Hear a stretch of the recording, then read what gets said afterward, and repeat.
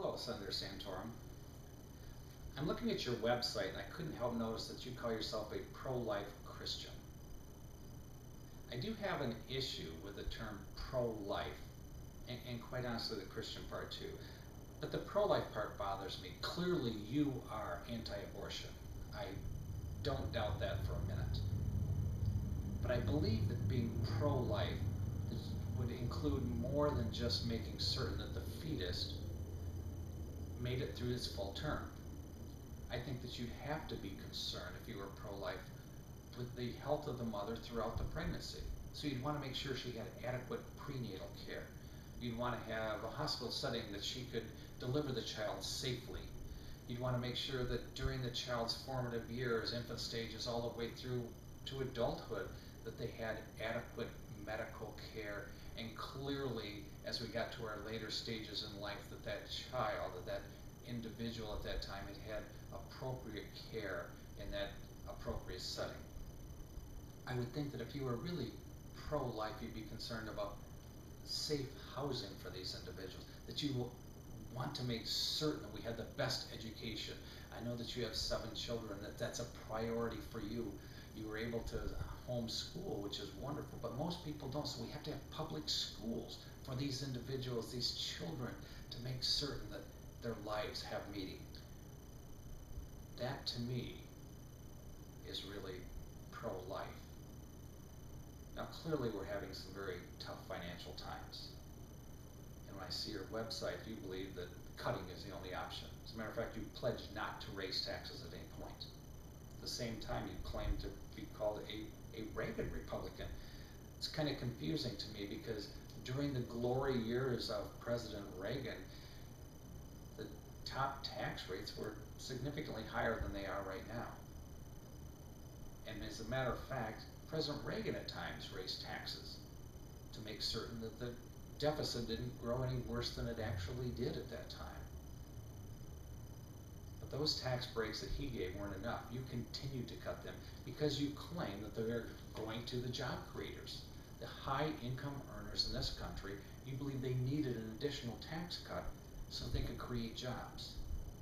At the time of Reagan, the CEOs of Standard & Poor's, top 500 companies, made on average 42 times more than the average worker, which is about the same as it is in Europe and China at this point. So we gave them these extra tax cuts, and what happened? Well, profits went up 107 times, and CEOs' wages went up 298 times during that time. And our unemployment has risen significantly since then. By the way, the workers that are still working, yeah, their wages went up 4.3%. The other part of the welfare system that you seem to overlook, but Ron Paul appropriately pointed out in one of the debates, is that of corporate welfare. I couldn't help notice that when he was talking about the subsidies to companies that you were silent on that issue. Did that have something to do with the fact that you were one of the senators who wrote one of the most significant number of earmarks to companies in your district during that time? Subsidies that you gave companies that coincidentally donated to your campaigns? The financial times are definitely tough. They're terrible right now for the poor and the families. So while you were dishing out earmarks, jobs are being shipped overseas, unions are being destroyed, our middle class was evaporating in this country, and unemployment is continuing to rise. And your response is, let's deny these people unemployment benefits. Let's deny them the basics that they need to survive. You claim that you're just going to give them jobs. I'm not sure where they're going to come from. But the reality is that the average individual coming off from unemployment, the job that they're able to get right now, doesn't even support one child and does not have health care. In our great country, 1 out of 5 mothers right now is without health care. And your response is that you would brag that one of the first things you do in office was destroy what you call Obamacare. The closest that we've come to attempting even to insure all of our individuals. You would destroy it because you say we can't afford it because we obviously have to give the tax breaks to the wealthy. there are 40 countries now who have lower infant mortality rates than we do, and that they believe is due primarily to the lack of health care for mothers.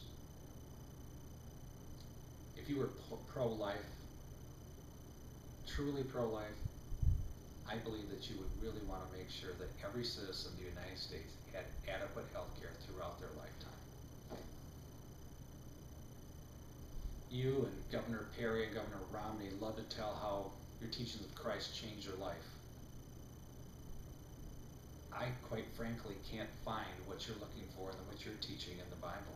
There are literally no references in the Bible to protecting healthcare companies, to corporate profits, to creating wealth for the wealthy, to giving tax breaks to donors. That is exactly the opposite of what Christ taught, and you know it. The wealthy had a difficult time under Christ. He told the wealthy man he had to give away all of his wealth if he wanted to see the kingdom of God. There are hundreds of examples of Christ reaching out to the needy, to the downtrodden, to the poor, feeding the poor, taking care of the ill, making certain the widows and orphans were taken care of. That was the teaching of Christ. Your policies don't reflect these teachings whatsoever. As a matter of fact, I believe that if you were at the time of Christ, you would be the one walking past as the Samaritan helped the injured man. You would be the one picking up a stone and throwing it at the adulteress. You would be the one marginalizing and pushing off the lepers off to the side so they just wouldn't be inconvenient to them. And you'd be the one sitting at the fine dining table while Christ was on the mountainside breaking bread and passing out fishes to the poor. I would respectfully suggest that you change your description from a pro-life Christian to, an anti-abortionist who worships free markets over the health of the poor. Thank you. I'm Vern Jones, author of The Non-Religious Christian.